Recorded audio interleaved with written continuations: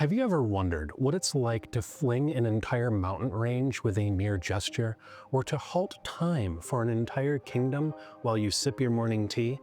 In the Dungeons & Dragons realm, that's what we call epic magic, where 9th level spells are just the warm-up act, and ambitious wizards risk unraveling reality itself. In this video, I'm going to be breaking down everything above 9th level, the fabled 10th level spell slot, and what moral dilemmas arise when a single incantation could obliterate entire continents.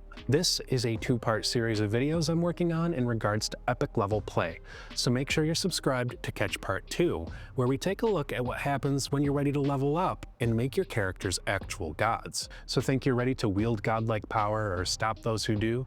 Stick around, because once you've had a glimpse at what truly lies beyond, you'll never look at Fireball the same way again. So what is epic magic?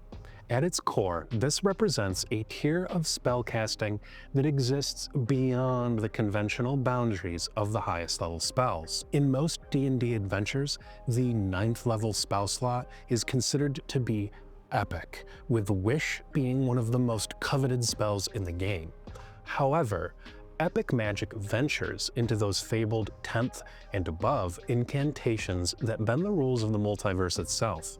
In older editions, particularly in advanced D&D, these were codified and detailed in various ways, sometimes labeled true Dwarmirs, epic spells, or high magic by ancient empires. While in modern 5th edition, products don't usually assign a spell slot above 9th level, you hear references to unparalleled or mythic spells that keep alive the notion that sometimes even things greater than a 9th level spell slot lurk in the shadows. This extraordinary power is woven into lore of realms like Netheril, where entire floating cities relied on that magic so potent that only world-shattering cataclysms finally put an end to it.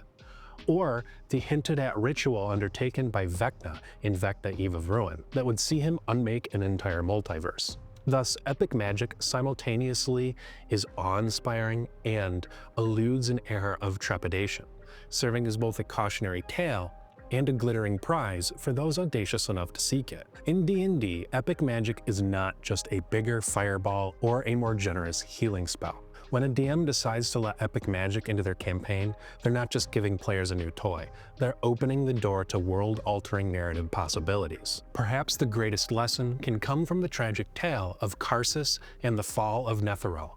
By weaving an impossibly powerful 12th level spell, Karsus dared to steal divinity from Mistral, the then incarnation of the goddess of magic. Although he briefly succeeded, his hubris shattered the weave. I've been there too. Shattering the weave, never a good idea. Nothing ever good happens from shattering the weave. He triggered a domino effect of disastrous proportions. Floating cities tumbled from the skies, arcane knowledge was lost, and Mistral sacrificed herself to restore the world's magical weave. In the aftermath, she returned as Mistra, imposing severe bans on any magic above 9th level. That decree ensured that such cataclysmic feats would remain relegated to hushed rumors or cryptic runes carved into hidden locations and temples across the land. This ban became both monumental in the Faerunian history, and it was a narrative device cautioning that truly epic power does not come without a price. The restrictions Mistra placed upon epic magic reflect a deep intertwining of moral, metaphysical, and cosmic checks and balances. In many legends, mortals who have then attempted to breach these limits unassisted invariably fail their first casting of any 10th level or higher spell, a phenomenon believed to be part of Mistra's design. Furthermore, only the most learned and experienced of arcanists or divine casters blessed by an unwavering faith can even begin to comprehend the runes and formulas needed to fashion epic spells. Often, success hinges on having multiple collaborators referred to as anchors or secondary casters who lend their magical might during this ritual. Without sufficient combination of will, intellect, and wisdom, the energies channeled can spiral into wild magic, generating unpredictable effects that could obliterate an entire region or warp reality in smaller insidious ways. Consequentially, the mythic aura surrounding epic magic is not merely about raw power, it also encompasses the grand spectacle of wizards, clerics, and druids locking arms in arcane or divine choirs of spells, each participant keenly aware of the potential for cataclysmic fallout.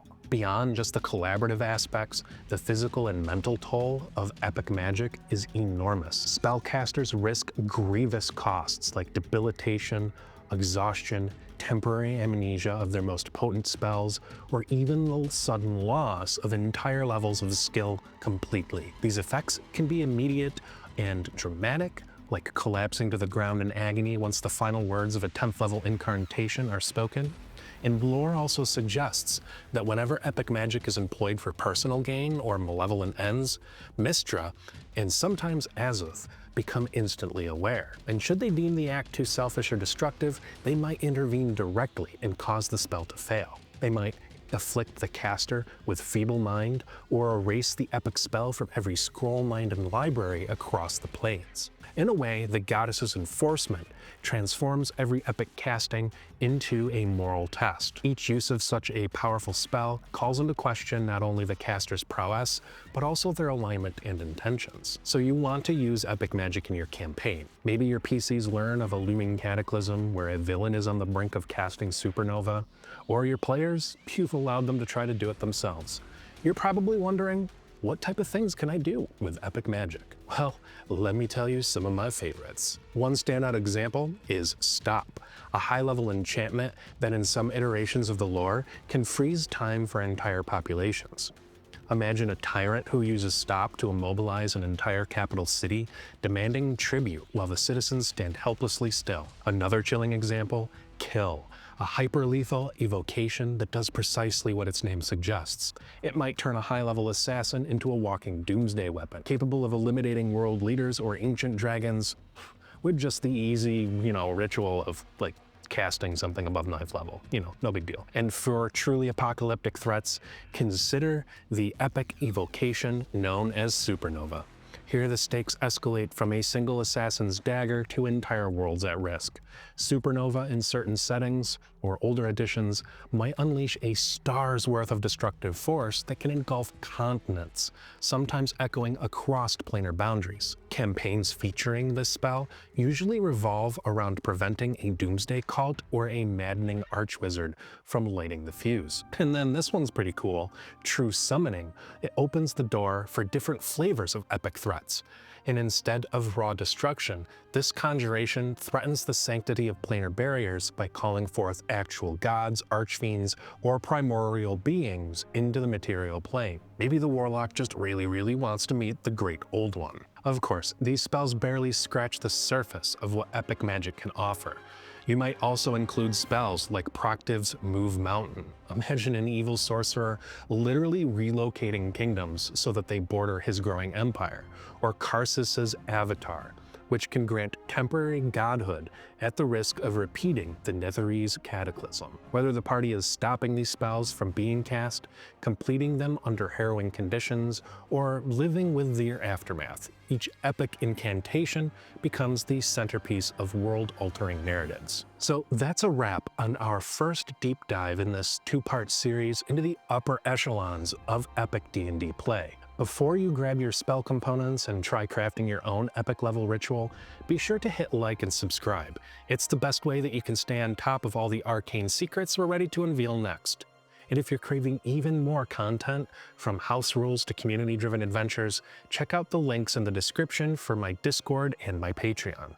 I guarantee you that once you start weaving the threads of epic magic, your campaigns and your players will never be the same again. Until next time, my friends, keep rolling those dice, and may your quests be epic.